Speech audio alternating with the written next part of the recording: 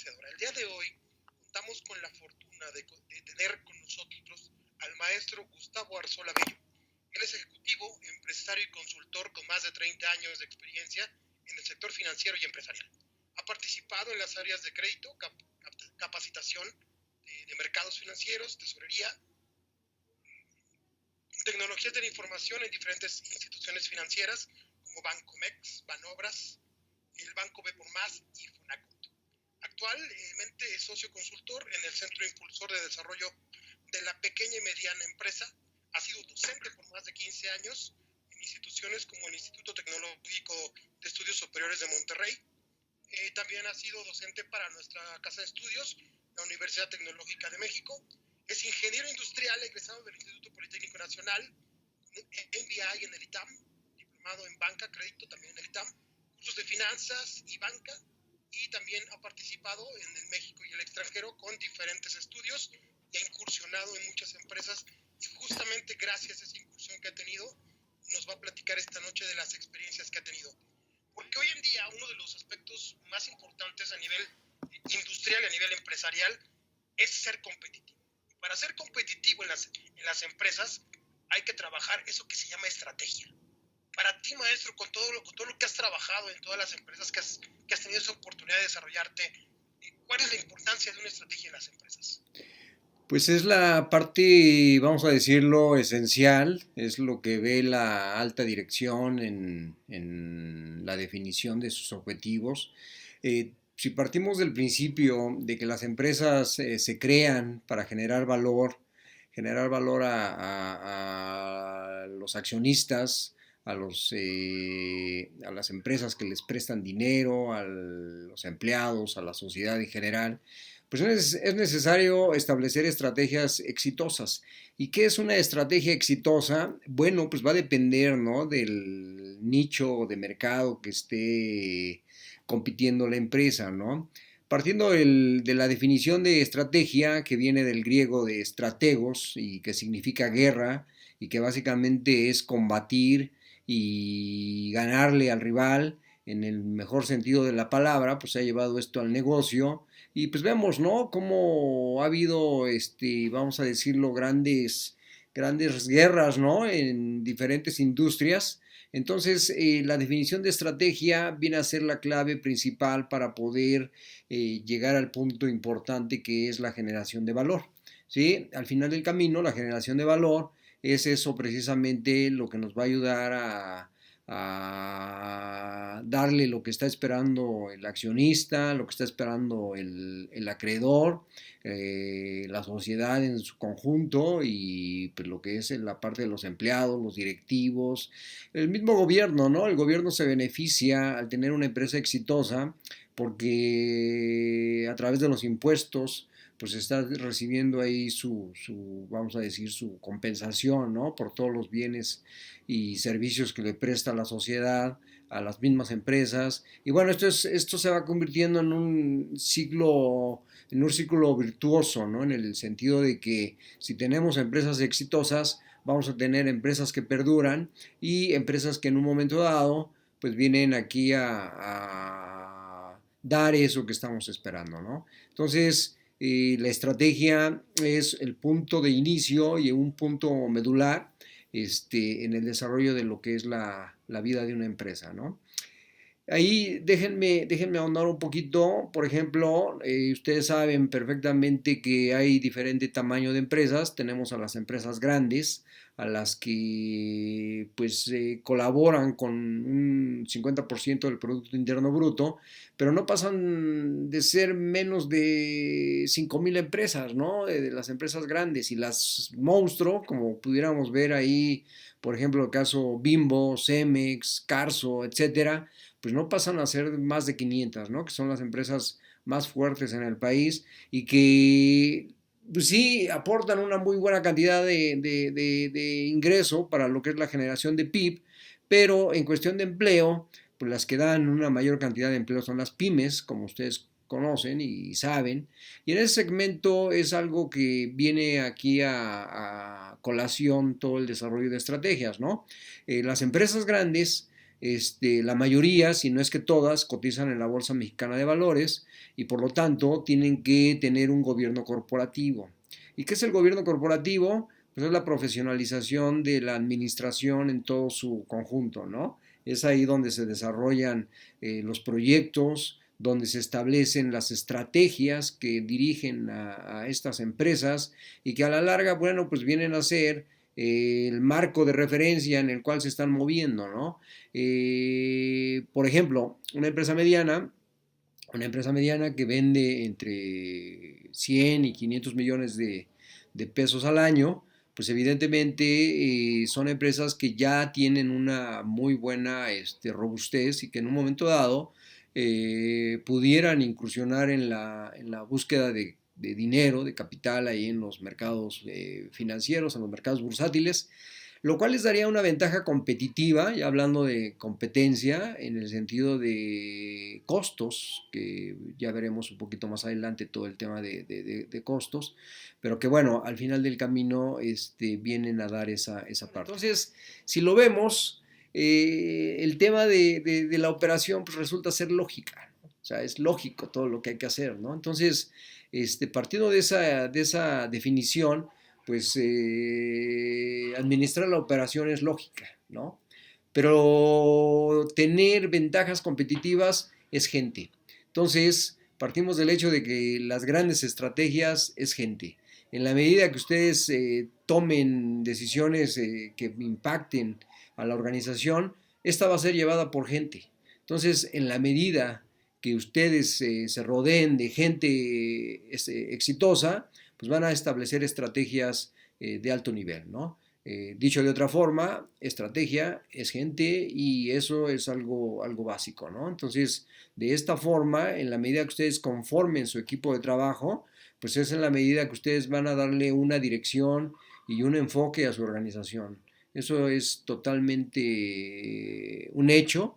Y si no, vean ustedes, por ejemplo, entren a ver el directorio de las principales empresas aquí de México, noten qué es lo que la esencia del personal que tiene contratado, el director de finanzas, el director de marketing, el director de operaciones, y la mayoría es gente que tiene una trayectoria muy amplia y además se ha preparado en muy buenas universidades aquí en México y en el extranjero y que eso pues va haciendo la diferencia con algunas otras, ¿no? Entonces, fijar los objetivos estratégicos es esencial para tener un mejor posicionamiento de la empresa en diferentes sectores o en diferentes actividades. Eso es lo que les pudiera hablar acerca de lo que es la parte de la estrategia. Que son los bancos pues, que están compitiendo entre ellos. ¿Y cuál es lo que va haciendo la diferencia? Pues evidentemente son varios factores, ¿no? Uno de ellos, por ejemplo, es el nivel de servicio, ¿no? Qué tan ágil es la organización para atender las demandas de la clientela, ¿no? ¿No? Cada uno de ellos va a tener un diferenciador muy claro, ¿no? Es importante también aquí mencionar en el tema de los bancos, en la parte de la captación, que hoy en día está habiendo un desarrollo tecnológico muy fuerte, ¿sí? Los bancos están buscando llegar a la clientela a través de diferentes medios, ¿no? Y uno de ellos es el tema de la comunicación vía remota, ¿no? A través de la computadora o a través del teléfono, ¿no? Y vemos, por ejemplo, al menos en los casos que yo veo y conozco, por ejemplo BBVA, que está invirtiendo grandes cantidades de recursos en desarrollo de tecnología para que la experiencia con el cliente sea mucho más sencilla, mucho más robusta y de esta manera, pues obviamente, Bancomer pues está captando una gran cantidad de recursos por esta vía, ¿no? Entonces, es un ejemplo maestro de cómo los bancos, bueno, en este caso, en este segmento de banco, van haciendo sus diferenciadores, ¿no? Para obtener pues, una mayor cantidad de clientes, ¿no? Y eso es por el lado de la captación, por el lado de, como le llamamos en la banca, la parte pasiva, lo que el banco obtiene, y que después el banco, la industria bancaria, ahí para los que no lo saben, Pues básicamente consiste en obtener recursos del público, transformarlos, o sea, la industria bancaria es transformar ese dinero en préstamos, en créditos. ¿De qué tipo? Bueno, pues está el crédito al consumo, que es, por ejemplo, tarjeta de crédito, que es la que más se conoce. Hay créditos personales, créditos de nómina, etcétera. Eso es para, digamos, las personas en lo general. El arrendamiento también es un producto. Luego viene la parte comercial, o sea que son productos que van dirigidos a las empresas, préstamos para capital de trabajo, para proyectos de inversión, etcétera. Y el de construcción o vivienda, que consiste básicamente en dar financiamiento hacia todo el tema del desarrollo inmobiliario, ¿no? Se arman bases de datos enormes y se empiezan a analizar y con ello ellos van viendo cuáles son las reacciones que va teniendo y evidentemente van enfocando los proyectos y las iniciativas para poder dar lo que el cliente está buscando o está esperando y de esta manera pues empiezan a tener esa diferenciación, ¿no? Evidentemente cada banco debe estar desarrollando algo parecido, algo similar, porque eso es lo que va dando la pauta para ir teniendo este tipo vamos a llamarlo búsqueda de diferenciadores, ¿no? Entre uno y otro banco. Sí es muy importante el pricing, y para hacerlo un poquito más ilustrativo, me voy a ir al lado del crédito. Dentro del crédito, por ejemplo, una empresa que solicita un financiamiento, pues va a tener diferente tasa de interés en función al riesgo, ¿sí? Entonces, contestando más concretamente la pregunta de Edgar es, ¿cuál es el diferenciador o cuál es la importancia del precio, de la fijación del precio en un producto? Aquí en el tema de lo que es el crédito, pues vamos a establecer nosotros un pricing, que así se le llama, en función a la rentabilidad que quiere el banco, al costo de los recursos y al tema de riesgo, ¿no? Entonces, dependiendo de esos factores, que son los más importantes, va a existir una tasa de interés, que es el precio que se le va a dar al tomador del crédito y que evidentemente cada una de las empresas que están conformando este gran sector pues van a estar buscando obtener un mayor beneficio y al mismo tiempo pues mitigar el riesgo, ¿no? Entonces ustedes pueden ver, por ejemplo, que las empresas grandes, las empresas como Carso, como Grupo Bimbo, obtienen el costo de financiamiento, por ejemplo, con una tasa del no más allá del 5 o 6% anual, ¿no? Y una pyme, por ejemplo, pues consigue financiamiento entre un 25, 30, 35% anual. Entonces ahí van ustedes ubicando cómo juega el precio de los dineros para este tipo de empresas y que evidentemente tiene diferentes componentes. Entonces, sí es algo muy importante. Por ejemplo, en ese segmento yo les diría que a veces cuando vemos una empresa que consigue financiamiento al 25%, que suena alto, diríamos nosotros que es un precio adecuado dadas las variables que les acabo de comentar, ¿no? Y bueno, la distribución al final del camino tenemos ejemplos muy ilustrativos, ¿no? Caso Bimbo, por ejemplo. Caso Bimbo, ¿no? Bimbo ha desarrollado unos procesos automatizados en la elaboración de sus productos de una manera muy importante. Ese es uno. Y la otra es lo que me pregunta Edgar, la distribución, ¿no? Bimbo es un maestro de la logística.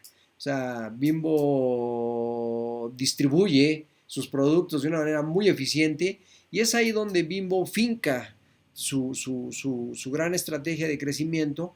Imagínense, para que lleguen ante banqueros allá en Estados Unidos y digan, oye, vengo por 5,000 millones de dólares porque voy a salir a comprar unas empresas y que a los bancos le presten, pues implica que le tienen la confianza, ¿no? Y como les digo, Bimbo pues basa su estrategia en estos dos pilares, ¿no? Entonces la distribución es algo importantísimo.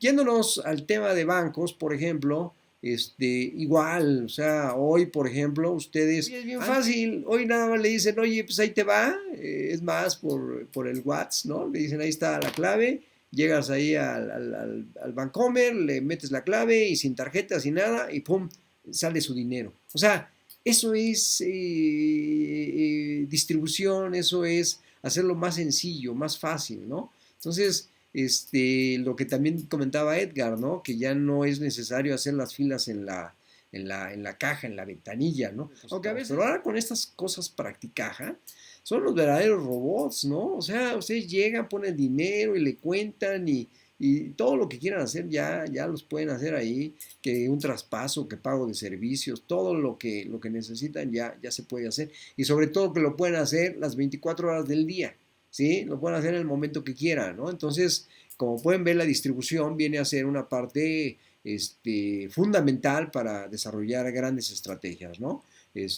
Ahorita vimos dos casos concretos, Bimbo, bancos, y podemos seguir analizando algunos otros, ¿no? Ese es un punto importante. Bueno, déjenme tomar aquí unos minutos más, porque es apasionante. Vean ustedes hoy, derivado de este tema de la pandemia, pues nos hemos visto obligados a ser más eficientes en el tema de la distribución, ¿no? Hoy es una parte esencial del éxito de muchas empresas o de la caída de algunas otras, ¿no? Hoy, por ejemplo, vemos distribución en alimentos, en productos, por ejemplo, ustedes pueden comprar ya en la mañana y en la tarde ya les están mandando el producto, imagínense, o sea, cómo todo esto ha venido a evolucionar de una manera muy acelerada, ¿no? ¿Por qué razón? Pues porque Amazon está muy fuerte en tema de distribución. Y un último ejemplo es el tema de, por ejemplo, los pequeños empresarios, ¿no? Basándose en dos elementos. Uno es la mercadotecnia, ¿no?